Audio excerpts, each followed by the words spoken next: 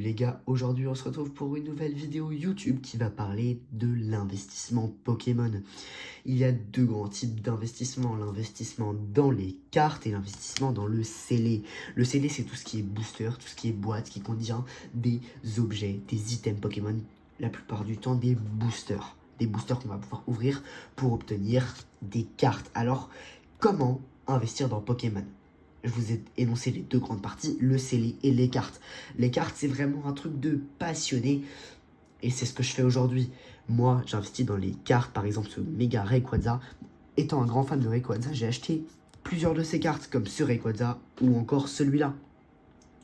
Alors, comment investir dans les cartes? Alors, les cartes, vous allez en acheter ou vous allez ouvrir des boosters pour obtenir des cartes. Plus la carte est rare, donc quand la carte est rare, elle a souvent beaucoup d'étoiles. Alors, une étoile pour les anciennes cartes, c'est très bien. Mais par exemple, sur des nouvelles cartes, on peut avoir jusqu'à 3 étoiles pour les alternatives.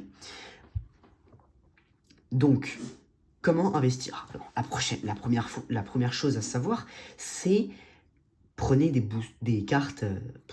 Prenez des cartes que vous aimez. Ça sert à rien de faire des investissements Pokémon si c'est sur des cartes, sur des Pokémon que vous n'aimez pas. Ça sera très vite lassant et ça vous énervera, je vous le promets. Moi, j'aime bien Rayquaza, j'aime bien Evoli, j'aime bien Libégon. Voilà, ce sont des Pokémon que j'apprécie, dont je fais la collection. Et j'adore faire ça. Ça me permet de remémorer des moments à l'époque où j'ouvrais des boosters et que j'obtenais ces cartes et que j'étais petit et donc que j'étais trop content d'ouvrir ces boosters-là. Voilà, ça c'est mon investissement Pokémon à moi. Mais alors, comment repérer une belle ou une bonne carte? Alors, une belle carte, c'est facile, ça dépend de vous. Est-ce que vous aimez cette carte? Est-ce que vous aimez le design? Moi, particulièrement, j'adore ce design. La deuxième chose à savoir, c'est est-ce qu'il y a des défauts sur la carte?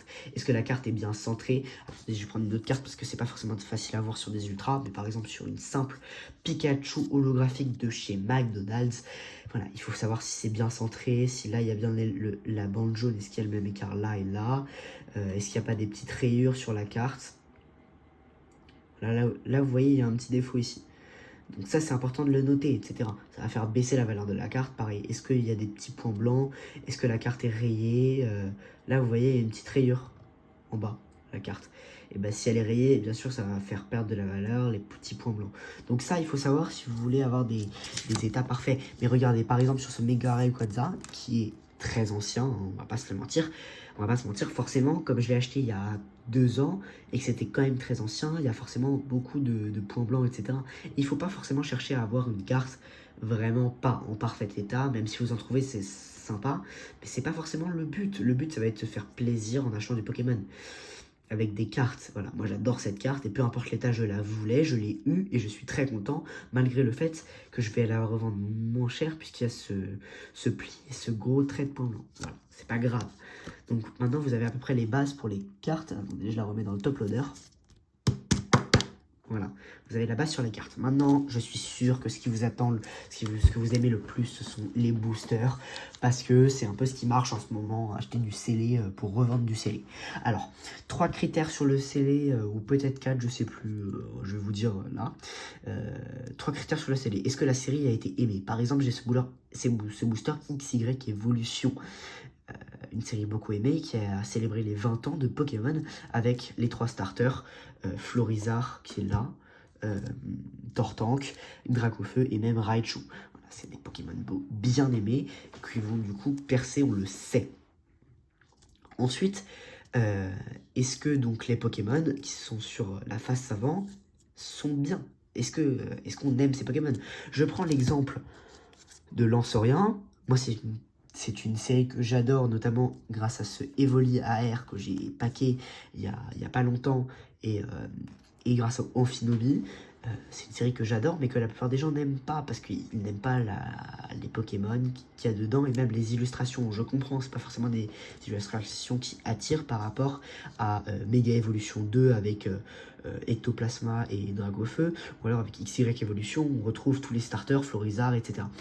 Donc c'est important de savoir quel Pokémon les gens aiment si vous voulez vraiment faire de l'investissement pur. Mais moi, faites-vous aussi des kiffs. Moi j'adore Mascarade Crépusculaire, j'ai pris l'Art 7. Qu'est-ce qu'un Art 7? Un Art 7, c'est une série de 4 boosters, avec chacun une illustration différente. Voilà, ce qui vous permet d'avoir, entre guillemets, tous les boosters de la série. Voilà, donc le but c'est de se faire kiffer en achetant du Pokémon, c'est pas forcément de juste scalper. Après, et la dernière chose à savoir quand vous voulez acheter des Pokémon, c'est les cartes qu'il y a dedans.